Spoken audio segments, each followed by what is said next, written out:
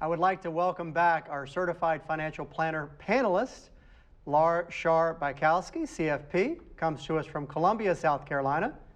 Kimberly Foss, CFP, who is also a Certified Private Wealth Advisor from Sacramento, California. And Ellen Rogan, CFP and CPA from Chicago, Illinois. All right, welcome back, ladies. Thanks, David. We've got a big one today. Yay. Social Security. Everybody's thinking and wondering about Social Security, what will happen, how it applies to them, what kind of important or smart decisions they need to make. So our question for today's panel is, what should people be considering, or what are the factors to consider in making decisions about Social Security that are appropriate for them? Right. Well, I'll take it to start out, David. I think the building of a framework of how Social Security does fit into your life is number one. You've got to have that framework. And the four factors that we talk about for our clients are: what is your age? What's the marriage of your age of your spouse, if you have one? What is your cash flow in? What areas of income come in? What's your work history too? You know, how long you've worked, where you work, what was your earnings, and then finally is your longevity of your family. How long do you live? Do you have longevity in your family? Did both parents die when they were in the 60s? That kind of thing, right? So those are the factors that we look at. And then there's a decision, when do you take it? At what age do you take Social Security at? If you're a widow, you can start at age 60. Early retirement's from 62. Depending on your income level, you may be able to take it then, but it's reduced. Full retirement age for most people is between 66 and 67, or you can wait till you're age 70. And a lot of the factors that Kimberly talked about come into play. If you wait till 70, you've missed some of those years of getting that benefit. So you have to look at when is the break even, right, and how likely do you think you are to ever reach that break even. It's right, usually in the early 80s. Yep. So there's a lot of different factors that come into play when you should take your Social Security or when you shouldn't. Right, and what we find, which is interesting, when you look at the statistics of when people actually take Social Security, 90% of people take it on or before their full retirement age. Wow. 42% of men take at age 62, which is the earliest they can take, and 48% of women take at age 62.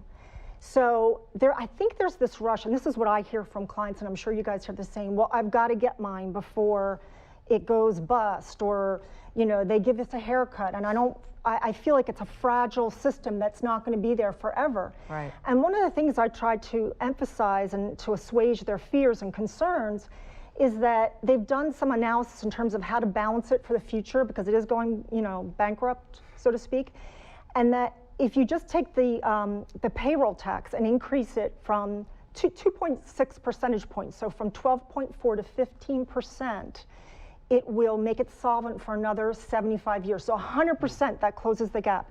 And that doesn't include, for example, delaying the retirement age and increasing the caps as to what, how much of our salaries have the FICA amounts assessed. So for most people, it makes sense to take it at least at full retirement age, unless, like Ellen and Kimberly were saying, you're not healthy.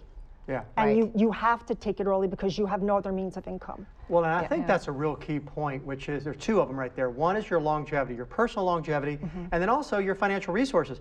If nobody lives past 70 in your family, or you don't have much in the way of resources, there's really not a lot to think about. I mean, you're kind of there. You're going to be taking Social Security probably before 70. Yeah. And it's a complicated system, right? So if you may be able to claim on your spouse's benefit. If you're divorced and married and been married more than 10 years, you might be able to claim on your ex-spouse's.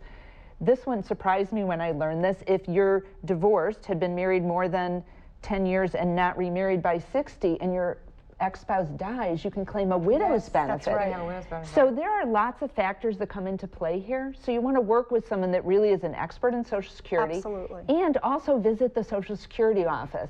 Yeah. They want to help you, and hopefully they'll be qualified enough to do that. I think that's really important to say, is don't rely on your friends or your family members. It's your Social Security. Go to the Social Security office, be educated by them, and just make sure that you have a plan and align yourself with a certified financial planner. Make sure that you're talking with your advisor, right, who has got your best interest and your strategy in mind, and that can integrate now Social Security into your picture for your best interest. And people underestimate how long they're going to live. I have so many clients go, well, I'm not going to live to 90. That's not going to happen. And with all the medical advances that we have out there, I do think we're going to be extending those life expectancy tables. And essentially, if you're going to beat those life expectancy tables, which most higher income educated people, they live longer, we live longer, right? We tend to be healthier. Then it makes sense to delay as much as you can in general, at least full retirement age. Right. Agreed. And I think people need to be a little bit open-minded to what the possibilities are, even if they, say, I don't buy green bananas. I'm not going to make it through the end of the week. Okay. Well, let's give it some thought. So great comments. Thank you very much. Thank you, ladies.